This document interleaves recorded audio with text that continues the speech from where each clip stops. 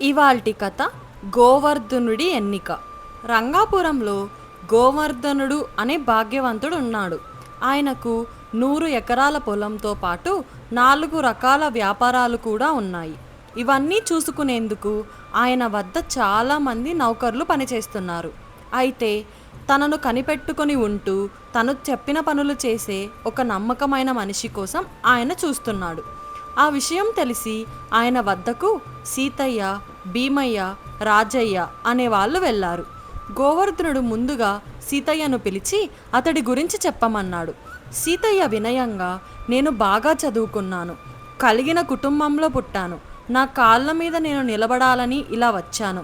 మీరు ఏ పని చెప్పినా శ్రద్ధగా చేస్తాను. ఎందుకంటే జీవితంలో పైకి రావాలంటే మీ వంటి గొప్పవారు దగ్గరే కదా నేర్చుకోవాలి అన్నాడు. అయితే నీవు ఇప్పుడే మార్కాపురం వెళ్ళి రాములయ్యను కలుసుకో. నేను చెప్పానని ఆయన వద్ద కొన్ని రోజులుండి వంట చేయడం నేర్చుకొనిరా అన్నాడు గోవర్ధనుడు వెంటనే.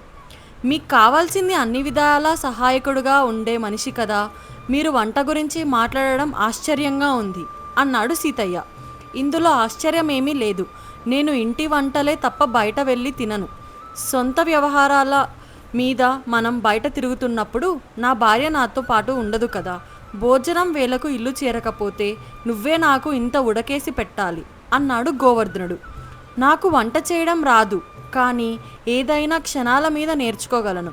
వంట కోసం మార్కాపురం వెళ్ళడం ఎందుకు? మా అమ్మ ఎంతో రుచిగా వంట చేస్తుంది, ఆమె దగ్గర నేర్చుకొని వస్తాను అన్నాడు సీతయ్య. ఎవరెంత రుచిగా వండినా నాకు రాములయ్య వంటలనే ఇష్టం. రాములయ్య దగ్గర నేర్చుకోవాల్సిన ఇంకో విశేషం ఉంది. చుట్టుపక్కల మనకు ఏవి లభ్యమైతే వాటి నుంచే రకరకాల తినుబండారాలు చేయగలడు. నీళ్లు, నిప్పు, ఉప్పు లేకుండా వంటలు చేయగలడు.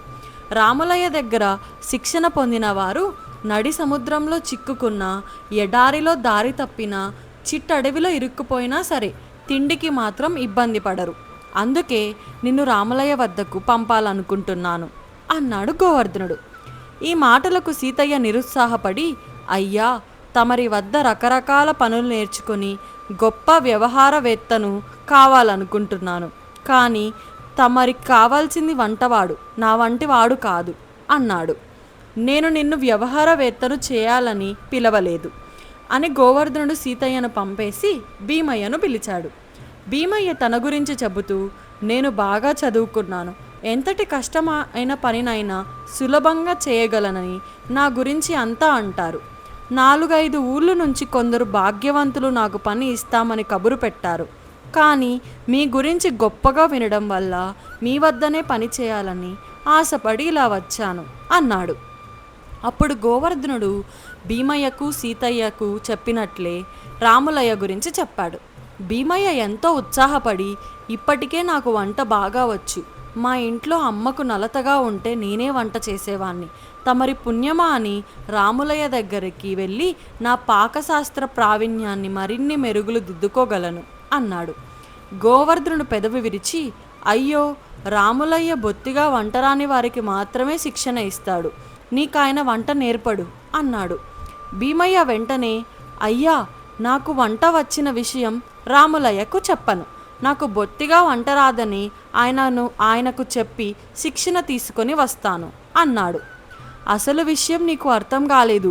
ఎంతో కొంత వంట చేయడం వచ్చిన వారికి నేర్చుకుందామన్నా రాములయ్య పాక ప్రావీణ్యం అబ్బదు, కాబట్టి నువ్వు నాకు పనికిరావు అన్నాడు గోవర్ధనుడు. భీమయ్య దీనంగా, అయ్యా, గొప్పకు పోయి అబద్ధం చెప్పాను, నా చదువు కూడా అంతంత మాత్రం, నాకు తమరు పని ఇస్తే తమ వద్ద నమ్మకంగా ఉండి ఉంటాను అన్నాడు. గోవర్ధనుడు తల అడ్డంగా ఊపి, నీవు నాకు అబద్ధాలు చెప్పావని ముందే ఊహించాను. నీవు మొదట నీ గురించి అన్ని నిజాలు చెప్పి ఉంటే నిన్ను తప్పక పనికి తీసుకునేవాణ్ణి, నీవిక వెళ్ళొచ్చు అని భీమయ్యను పంపించేశాడు. తర్వాత రాజయ్య ఆయన్ని కలుసుకొని, అయ్యా, నేను పేదవాణ్ణి, పని శ్రద్ధగా చేస్తే మళ్ళీ మళ్ళీ చెబుతారని నిర్లక్ష్యంగా చేయడం వల్ల ఎవరూ నాకే పని చెప్పేవారు కాదు. ఇంట్లో అమ్మా నాన్నల పెత్తనం పోయి అన్నా వదినల పెత్తనం వచ్చింది. నా కాళ్ళ మీద నన్ను నిలబడమని నన్ను ఇంట్లో నుంచి గెంటేశారు. అబద్ధాలు చెప్పి మోసాలు చేసి కడుపు నింపుకుందామని చూస్తే నిజం తొందరగానే బయటపడి అంతా నన్ను నమ్మడం మానేశారు. చివరకు దొంగతనాలకు కూడా దిగాను.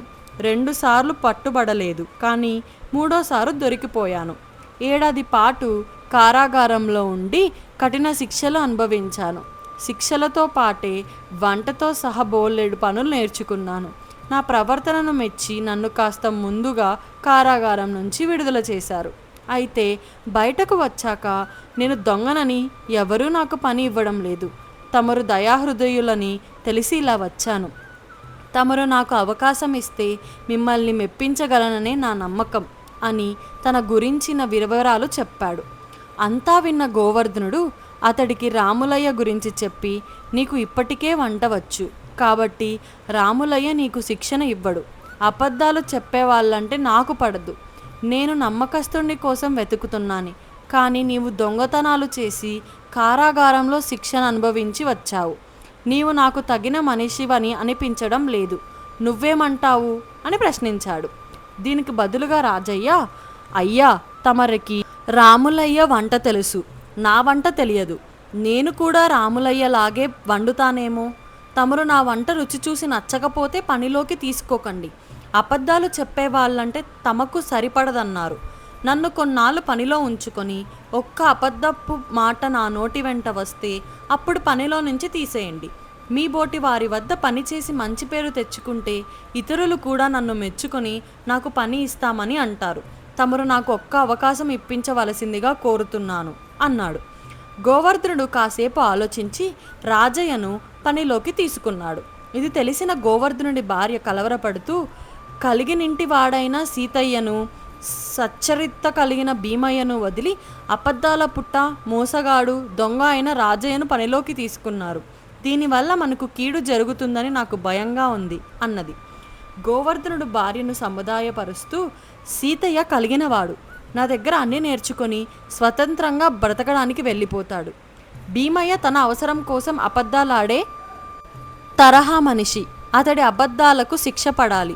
అప్పుడే అతడికి తన తప్పు తెలుస్తుంది. అందుకే నేను అతనికి పని ఇవ్వనని పంపేశాను. ఇక రాజయ్య విషయానికి వస్తే అతడు చాలా తప్పులు చేసి వాటికి శిక్షను అనుభవించాడు.